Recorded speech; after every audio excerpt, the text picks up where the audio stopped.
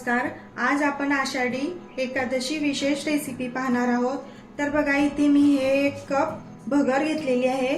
तर या भगरला काही भागांमध्ये वरई देखील म्हटली जाते, तर काही भागांमध्ये भगर असं देखील म्हणतात। आज आपण या भगर पासून मस्त असे डोसे बनवणार आहोत। तर बघा, आपल्याला काय करायचं आहे, एका बाउल मध्ये ही भगर टाकायची आहे। तर या बघा, या भगरीला मी छान असं निवडून घेतलेलं आहे। आता आपल्याला हे 2-3 पाण्याने स्वच्छ धुवून घ्यायची आहे।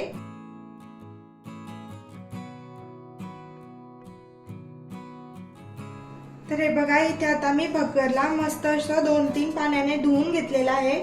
आपल्याला आता ही भगर 2 तास भिजत घालायची आहे। तर आपल्याला आता त्यामध्ये पाणी घालायचं आहे। भगर एवढी पाण्यात बुडेल असं आपल्याला पाणी घालून आता भगरला 2 तास भिजत घालायचं आहे। तर हे बघा, इथे आता आपली भगर मस्त अशी भिजलेली आहे। तर आपल्याला आता यावरचं पूर्ण एक्स्ट्रा पाणी काढून घ्यायचं आहे किंवा नितरवून घ्यायचं आहे। हे बघा, इथे आता मी पूर्ण पाणी भगरेवरचं नितरवून घेतलेलं आहे। आपल्याला आता ही भगर मिक्सरच्या भांड्यामध्ये घालायची आहे। तर हे बघा, इथे मी हे मोठ्या आकाराचं मिक्सरचं भांडं घेतलेलं आहे। तर आपल्याला आता ही पूर्ण भगर मिक्सरच्या भांड्यामध्ये टाकायची आहे।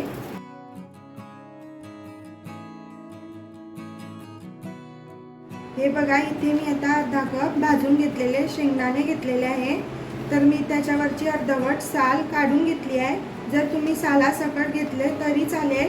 नंतर इथे मी 4-5 हिरव्या मिरच्या घेतलेल्या आहे आणि एक मीडियम आकाराचा बटाटा घेतलेला आहे। मी इथे हा उकडलेला बटाटा घेतलेला आहे।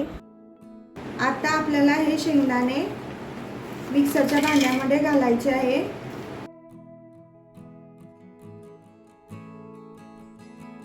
नंतर आपल्याला हिरवी मिरचीचे असे तुकडे करून घालायचे आहे, जेणेकरून ती छान अशी वाटली जाईल।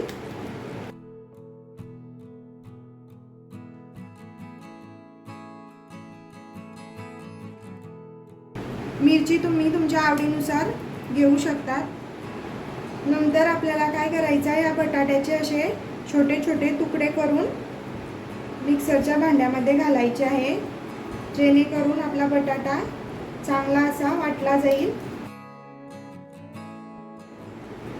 आपल्याला आता यामध्ये 3 चमचे दही घालायचं आहे। तर बघा, इथे मी हे ताजं दही घेतलेलं आहे। आपल्याला जास्त आंबट दही घालायचं नाही आहे। आपल्याला आता हे सर्व मिक्सरला वाटून घ्यायचं आहे। तर आपल्याला यामध्ये पाण्याचा अजिबात वापर करायचा नाही आहे, कारण आपण जे भिजवून घेतलेली भगर आहे त्यामध्येच अगोदरच पाण्याचा अंश असतो। त्यामुळे आपण असंच वाटून घेणार आहे आणि याची छान अशी बारीक पेस्ट करून घेणार आहे। हे बघा, इथे आता मी मिक्सरला जेवढी होईल तेवढी मस्त अशी बारीक पेस्ट करून घेतलेली आहे। हे बघा, आपल्याला आता हे एका मिक्सिंग बाउल मध्ये काढून घ्यायची आहे।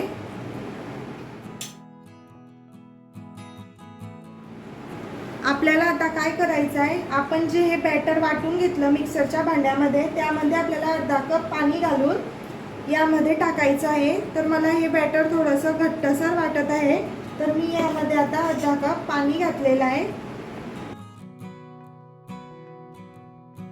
तर आपल्याला आता हे सर्व मिक्स करून घ्यायचं आहे।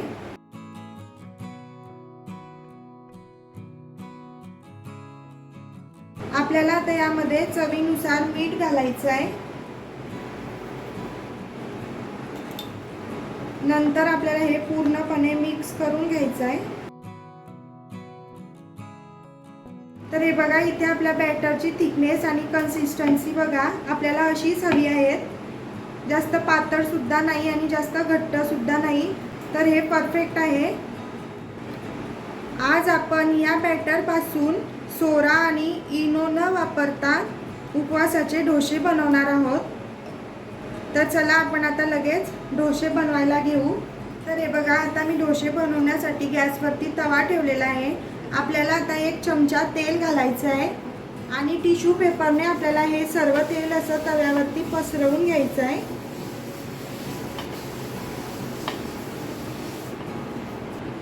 नंतर आपल्याला तव्यावरती थोडंसं पाणी टाकायचं आहे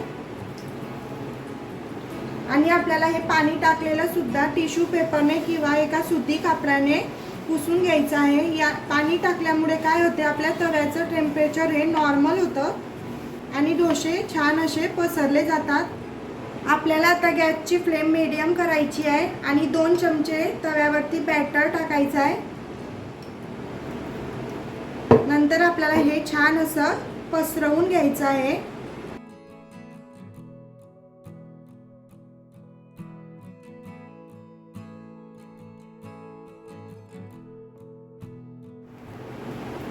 तर हे बघा, इथे आपल्या डोशाला किती मस्त अशी जाडी सुद्धा पडलेली आहे।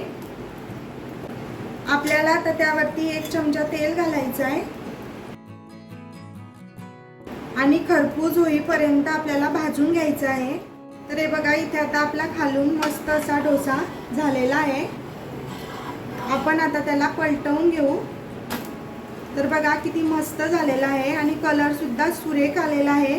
आता आपण त्याला खालून सुद्धा खरपूस होईपर्यंत भाजून घेऊ। हे बघा, इथे आता आपला डोसा खालून सुद्धा मस्त असा झालेला आहे। हे बघा किती मस्त झालेला आहे। आपण आता त्याला एका प्लेट मध्ये काढून घेऊ। हे बघा किती मस्त झालेला आहे।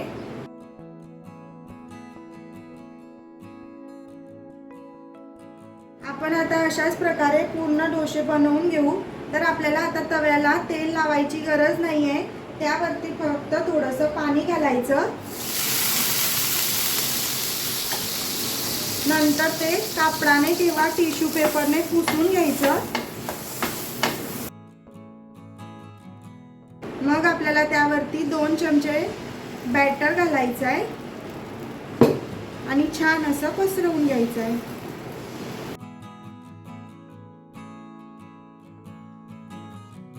तर बघा, आपण सोड्याचा इनोचा वापर न करता आज हे डोसे बनवलेले आहेत आणि त्याला बघा जाडी सुद्धा खूप मस्त पडलेली आहे।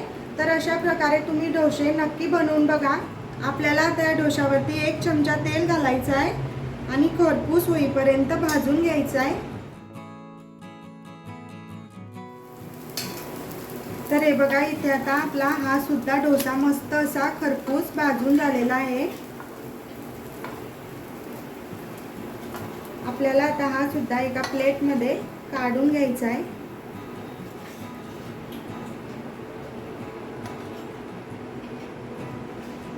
तर हे बघा, इथे आपले मस्त असे उपवासाचे डोसे तयार आहे।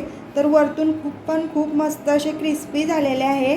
तर तुम्ही याला उपवासाच्या चटणी सोबत किंवा दह्या सोबत खाऊ शकता। जर तुम्ही उपवासाला साबुदाण्याची तेच खिचडी खाऊन कंटाळा आला असेल तर तुम्ही अशा प्रकारे डोसे नक्की बनवून बघा।